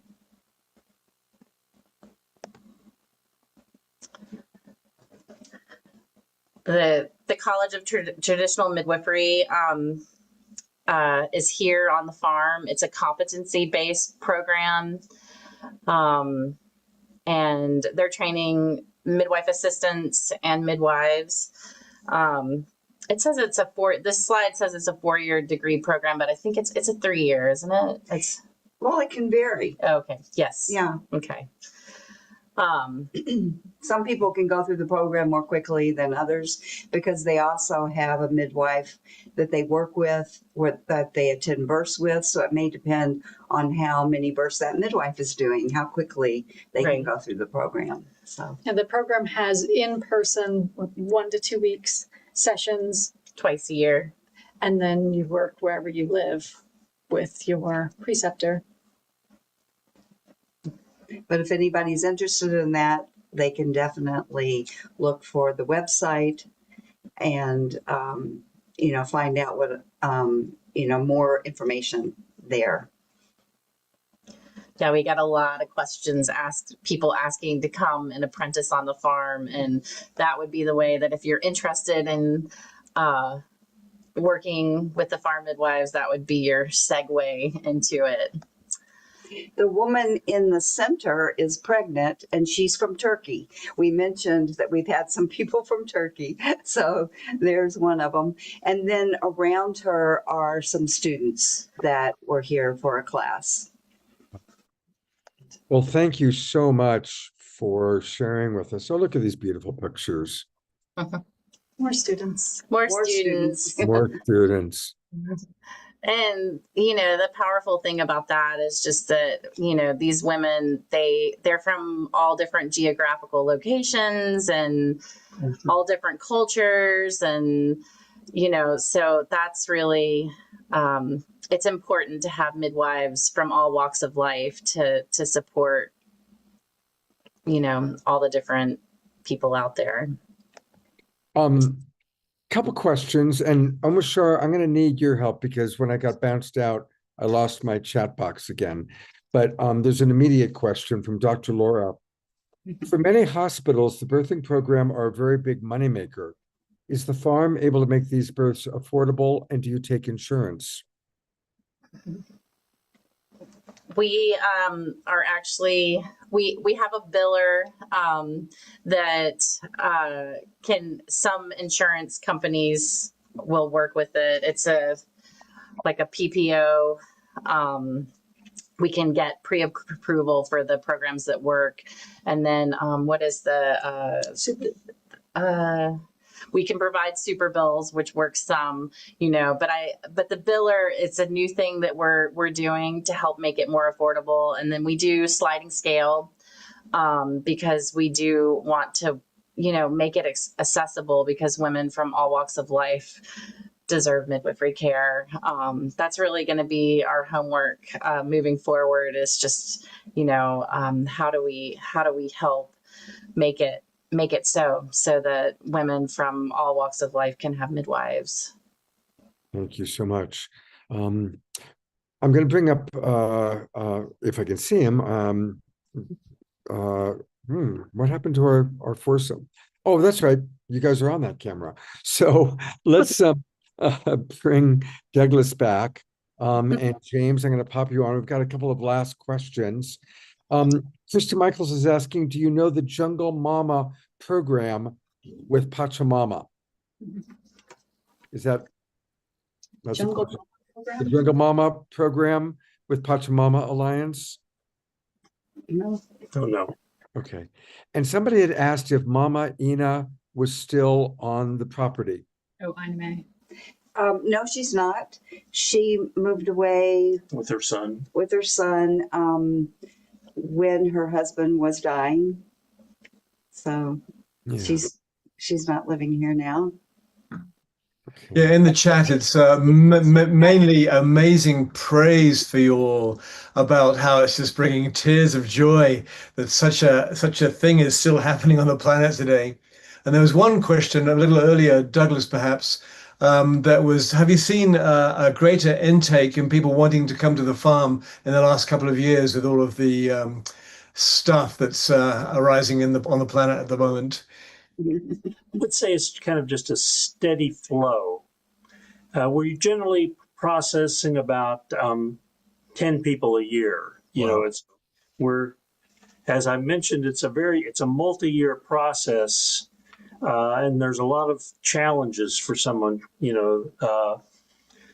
have to be able to support themselves, and we're in a very rural area, so sometimes people that have certain skills, either working remotely or are able to be in the medical skills, are often very employable. A lot of the construction work is happening, at great distance. Right. So it can be, and then there's a limit to how many rentals we have. When people are going through those first couple of years, they do need to rent before they can build. Right. And so there is a limited number of places that open up. You kind of have to get in line and be ready for the checkerboard. When somebody moves one checker, it opens up all these other different moves. Yes. Oh, well, it's been really a beautiful show. Thank you so much. Thank you again, Reverend Jeffrey. I'm going to bring you up one more time. Thank you for making this happen. We have Mark Hubbs. Was he going to come on? Where's Mark? What's that? Was Mark Hubbs here somewhere? Oh my gosh, Mark Hubbs. We have not heard from Mark Hubbs. I'm going to bring him. There you are. Mark, I'm giving you complete Hubster. Spotlight. Thank you. Thank you. Mark, what would you like to share? That my community members and friends have shared most everything that's in my heart. I was born on this land and grew up here and have had the fortune to deliver both of my sons with Pamela and the other the other midwives of the community, their help, and they're growing up here on the land and in our school. And We've got an incredible community. I'm focused on helping us transition into the future, attracting more young families, and trying to help people kind of weather the storms of community and stay here. We're really good at attracting people, and we have real challenges keeping them here. So I try and help integrate and keep community members that are crazy enough to try and make it here. I also like to make attractive things to bring people here. I built a playground with some tree houses and zip lines. I've built a wood-fired sauna down at our swimming hole. I'm the waterfront director and train the lifeguards. And so this is really my heart's home and my tribe. And so I love it here. I'm crazy enough to stay here, and I'm, kind of actively recruiting other people that are crazy enough to come here and hoping that their crazy meshes with our crazy. And Mark, how do we contact you about if any of us want to visit there? Douglas mentioned there's a couple websites about the farm. Coming up really soon, in just a couple weeks, Douglas and I are going to be doing a farm experience weekend. If folks want to come and check out the farm, Douglas did them for years, and we're looking at transitioning to me taking the baton and doing maybe 1 or 2 a year where people can come in and check out the farm, get their feet in the water, and see if it's something they'd be interested in learning more about in the future. No pun intended on getting their feet in the water, right?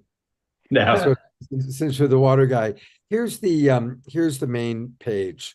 It's thefarmcommunity.org. thefarmcommunity.com. thefarmcommunity.com. I've put it into the chat box for our Zoom roomers, but for everybody watching on YouTube, this is where you can really start, and there's so much to learn. And you can click on how to visit, accommodations, learn about the different organizations and the businesses that they have, learn about their green living programs. I mean, everything is here. So start at thefarmcommunity.com, thefarmcommunity.com. I wanted to mention in April, we're going to have a 3-day festival called the Sanctuary Summit, world music, a really great way to come visit us. Well, now that would be great. What are the dates of that? The weekend of April 20th. The weekend of April 20th, 420. 18th, 19th, and 20th. April 20th. I'm putting in visit the farm. And I'm going to put that in my calendar and maybe work out my my trip to Asheville so I could be there for that. That'd be wonderful. That's a good one. I want to thank you very much. I'm going to bring James up one more time. James, your tears was my favorite moment of a really momentous and wonderful show. So thank you. One last time, bringing up our beautiful brother, Reverend Jeffrey, and going to take a class photo of all of you smiling. Smile one more time. There we go. We got our class photo. And thank you for a very inspirational show. And of course, thank you for all that you're doing to provide all the work necessary of how to create a healthy, intentional community. And I appreciate, Douglas, you were especially humble about, the challenges of it. And I appreciate that very much. There's going to be a few more minutes of the show. We're going to have every show, we have a prayer time, and then we close with an Om Shar song and a few Global Peace Tribe announcements. So you're welcome to stay for that. And thank you again. I'm going to turn it over to Diara and Desiree, affectionately known as the 2D goddesses, to lead tonight's prayer program. Wonderful. Thank you so much. Whew. Earth my body, water my blood, air my breath, and fire my spirit. The beautiful land that we witnessed tonight, the beautiful birth of the waters, the first breath of life, and the fire of spirit becoming.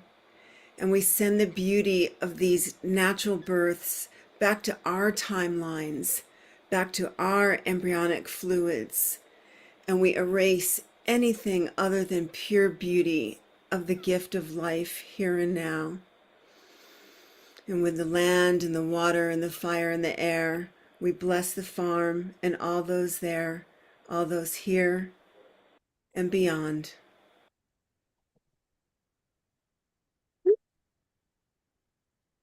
Askamagita serotege te sarake serotege tegrati te duguati te tagasi tegraso tegati serate tegrate tegra. I see the light all around you. I see tegrati tegrate tegra. I see the heavens have opened to bless you. I see those blessings across the land. I see your sweat and tears that have you placed in that soil. I see the growth that you've done.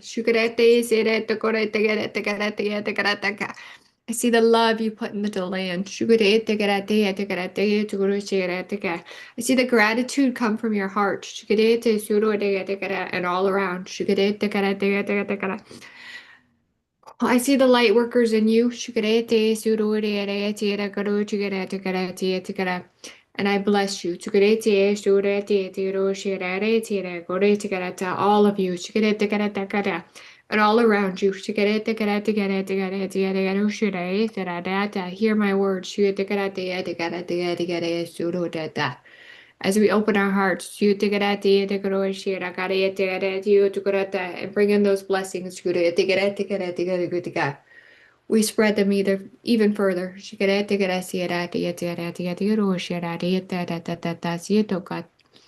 Thank you. And may this continue. Thank you, ladies. And I'd love for us to send our prayer energy to the farm and to all the people that have been part of the farm, past, present, future, those that are no longer in body, and all the little babies that will grow up to become future lights in this world. Blessings to Deborah and Douglas, their daughters, James, Mark. Thank you so much. Maximum grace for you, the farm. Thank you. I also want to make an announcement. As you all know, I was not sure if I was going to do another season of The Awakening World. And the reason for that was about 6 weeks ago, I could just feel that there's some big change in my life coming. Well, most of you know the big change is that last week I found the body of my beloved friend and my land partner in his bathtub. It was a peaceful passage, I believe. But that was the big change. So now I know what the big change is, and I'm coping with it and dealing with it. When I let people know I wasn't sure, I received a lot of letters, a lot of emails, texts from people appreciating the Awakening World, appreciating what we've been doing over the last 5.5 years, blessing me if I decided to let it go, and also asking, can we keep it going? Well, Lucky, that was my land partner's name. Lucky's death does not impact me or the Awakening World, that part of my life. It impacts other parts of my life, but it doesn't impact that part of my life. So I am planning on continuing to do the show for at least another season or two. And it was also interesting because a lot of people have started reaching out to me. Neil Gar reached out and said, Scott, I want to do once a month an Awakening show with you guys. So the messages I got from the universe were to keep it going, not to let it go. I do want to ask in our prayer time, I do need to find a buyer. Lucky's daughters are very eager to sell the property and move on with their lives. They never felt connected to the ranch at all. So I am definitely holding the vision and actively reaching out to people I know who might be wanting to come in as land partners. It's an amazing 30-acre property. The price is very low, considering we have 30 acres with a lake in a beautiful place like Grass Valley. So please hold the vision that the perfect buyer will come along, and I will be able to carry out the vision that Lucky and I started with the new energies, the new dynamics of whoever our new partners will be. So that's a bit of a personal announcement, but your thoughts and your prayers mean a lot to me. You are my family. And thank you. Appreciate that. We are having a Sacred Sunday show tomorrow. We haven't had a Sacred Sunday show in a while, and we're doing one tomorrow. It'll be at 11 a.m. It'll also be the last time Omashar is with us live for a few weeks. He's off to England to be with his mom. And we have a wonderful guest who will actually be with me. I'm in Reno, Nevada at the SoulSearch Enlightenment Expo. So we'll be doing a hybrid where we're presenting to an audience, a live audience, as well as presenting to all of you. 11 o'clock in the morning. And the topic, how many of you know the word sisu? Who knows that word? Well, that's what we're going to be talking about. It's the power of gentle kindness, which is interesting because the name of my ranch that Lucky and I came up with the name together is the Kind Heart Ranch. So we're going to be talking about the power of gentle kindness. I will put into the Zoom room the link. I also will email it out to all of our subscribers. I also emailed it out yesterday. So please do join us. And it's going to be a very special, it's going to be a fun show, just 1 hour. And speaking of Omashar, we will close the show the way that we love closing the show, with Omashar playing some music and hopefully some of you moving and grooving and dancing. And so here he is, my wonderful co-pilot, Omashar.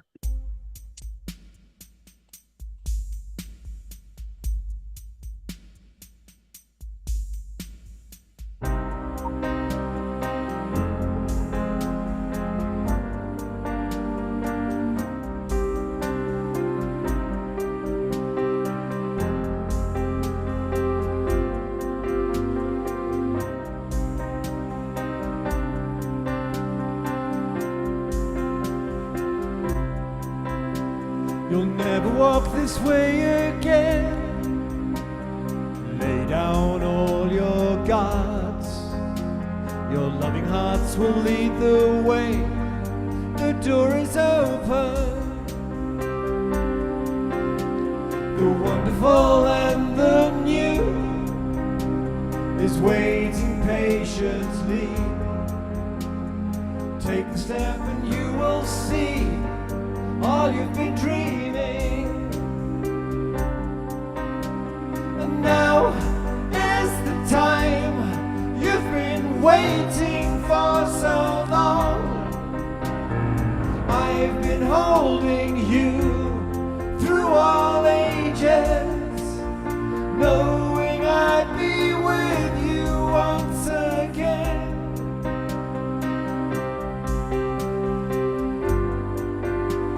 You'll never be alone again. Please won't take my hand in yours. I love you just the way you are. You're my creation.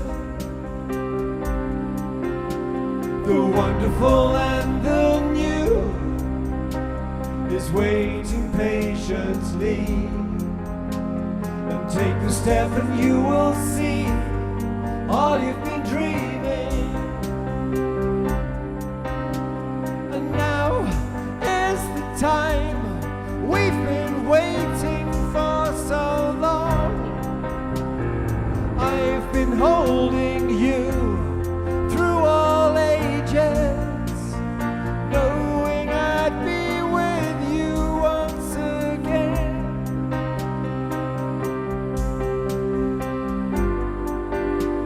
Bum bum ba ba da da da. Bum ba da da da da.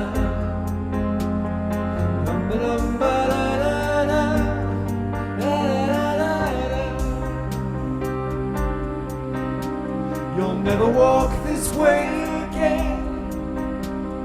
Lay down all your guards. Your loving hearts will lead the way. The door is open.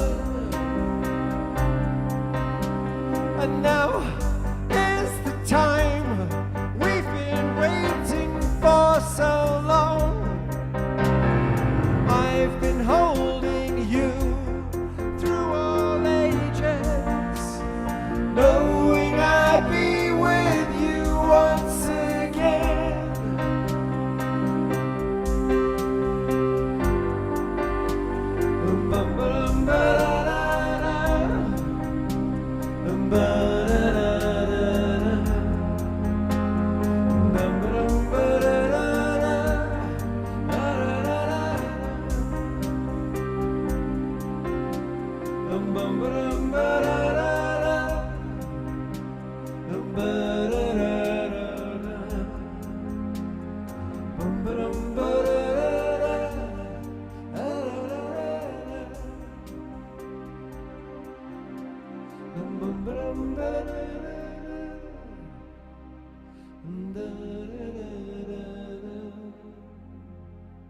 I love you just the way you are.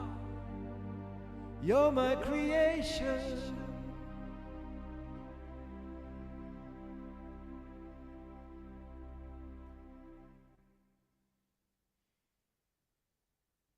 Do one last big twinkle show. Thank you so much. Hey, Scott, did you say you posted out the Sunday links? I did. I did not receive one, so. Well, let me put it in again, unless I sent it accidentally to just one person, but there it is. Oh, it's in the thingamajig. I see it, brother. Okay, great. I shall copy it. And remember to save the chat. Hang on a minute.